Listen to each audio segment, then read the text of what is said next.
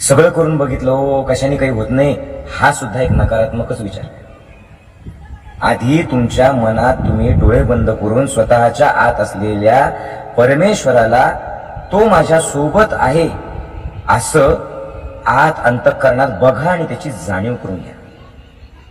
जेव्हा तुम्ही ती जाणीव कराल तेव्हा मनात हिंमत येईल. तुमचं तुम्हाला काहीतरी छान होतंय असं फील होईल.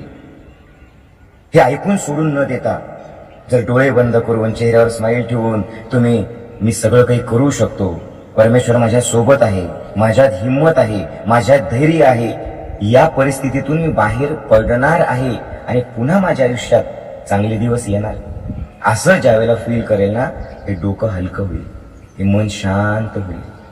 आपणच आपल्याला पॉझिटिव्ह बोलून या खचून गेलेल्या मनाला उभारी देण्याचं काम करायचं.